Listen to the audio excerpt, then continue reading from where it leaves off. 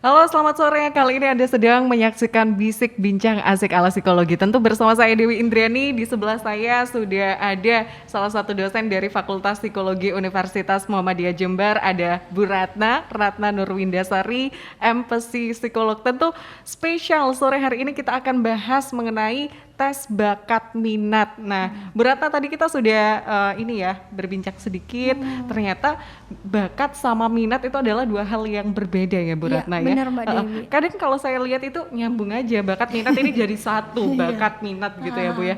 Bu, sebenarnya kalau kita lihat bakat itu bagaimana Bu? Oke, kalau terkait dengan konsep bakat, definisinya itu adalah sebenarnya kemampuan atau potensi yang dimiliki seseorang atau individu yang sifatnya khusus gitu Mbak ya. Sifatnya khusus dan bisa jadi tiap-tiap orang itu punya bakat yang berbeda-beda gitu. Jadi kata kuncinya adalah potensi yang atau kemampuan yang sifatnya khusus gitu Mbak Dewi. Oke, jadi bisa jadi itu bawaan sejak lahir kurang lebih begitu ya Bu? Potensi itu lebih banyak ke bawaan memang. Bu, karena itu bawaan sejak lahir, apakah ada faktor-faktor tertentu yang mempengaruhi gitu? Jadi sebenarnya tadi saya bilang bahwa ini adalah potensi, artinya itu sesuatu yang dibawa. Nah, sedangkan faktor-faktor yang mempengaruhi bakat itu ada dua. Yang pertama itu ada faktor kematangan, ya. Jadi faktor kematangan ini berkaitan dengan kematangan fisik dan juga kematangan psikologis. Jadi seiring bertambahnya usia, seseorang itu kan pasti mengalami kematangan ya, baik secara fisik, fisiologisnya ya, dan juga secara psikologisnya. Nah, dengan adanya kematangan secara fisik dan psikologis ini juga diharapkan orang lebih aware tentang bakatnya dan bisa lebih mengembangkan bakat-bakat yang dia miliki. Oke, kemudian yang kedua ada faktor lingkungan yang mungkin lebih berkaitan dengan pengalaman yang dia peroleh selama berinteraksi dengan lingkungannya ya. Bisa jadi berinteraksi dengan ketika sekolah, berinteraksi dengan teman sebaya, dengan orang lain, dengan siapapun itu, dengan aktivitas yang dia tekuni sehari-hari, itu diharapkan juga bisa mengembangkan bakat-bakatnya gitu. Oke, jadi faktornya ada dua ya Bu Ratna. Yang pertama ada kematangan, lalu juga ada dengan lingkungan. Termasuk lingkungan bagaimana seseorang atau individu itu belajar ya Bu ya? Belajar apapun tidak hanya secara formal ya Mbak Dewi, tapi berinteraksi dengan orang lain itu juga proses belajar gitu ya.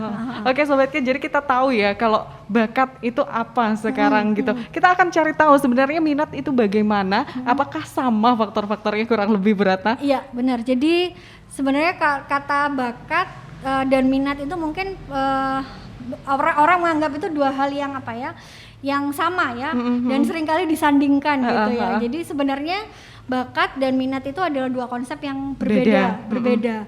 Jadi kalau tadi bakat itu berkaitan dengan potensi atau kemampuan seseorang yang sifatnya khusus. Nah, sedangkan minat ini lebih berkaitan dengan kegemaran atau kesukaan gitu ya.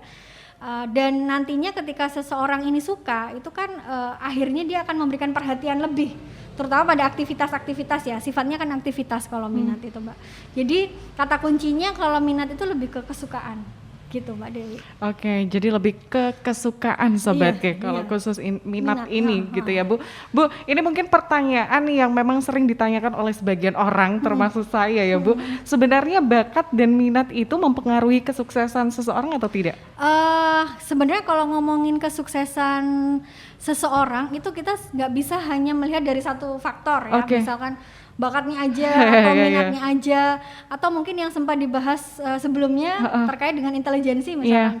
Mungkin dulu sebagian orang menganggap bahwa kunci kesuksesan seseorang itu adalah tingkat kecerdasannya, intelijensinya.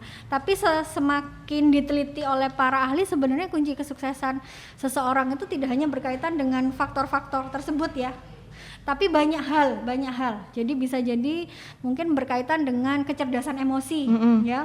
Nah, di kecerdasan emosi ini banyak bagaimana dia mengendalikan emosinya ketika menghadapi masalah. Kemudian di kecerdasan emosi ini juga berkaitan dengan ketangguhan seseorang menghadapi permasalahan ya.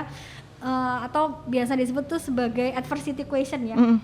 Jadi bagaimana dia gagal, dia bisa segera bangkit lagi, jadi orang yang nggak gampang menyerah. Nah, itu juga yang menurut beberapa ahli bahwa kecerdasan emosi ini adalah penyumbang terbesar. Dibandingkan tadi ya, misalkan kalau mau dibandingkan sama intelijensi. Jadi penyumbang terbesar dari kesuksesan seseorang itu sebenarnya adalah lebih ke kecerdasan emosional. Nah, selain itu mungkin yang baru-baru ini muncul juga berkaitan dengan kecerdasan spiritual bagaimana dia terkoneksi dengan Tuhannya gitu ya, memaknai kehidupan itu dan lain sebagainya juga salah satu faktor penentu kesuksesan. Oke, jadi faktor penentu kesuksesan itu cukup banyak sekali, tapi tidak ada salahnya ya Bu Ratna kalau kita mengetahui apa bakat dan minat kita mulai saat ini. Yang bingung nih, saya nanti kuliah jurusan apa misalkan gitu. Memfokuskan atau mengkhususkan itu adalah tes bakat minat.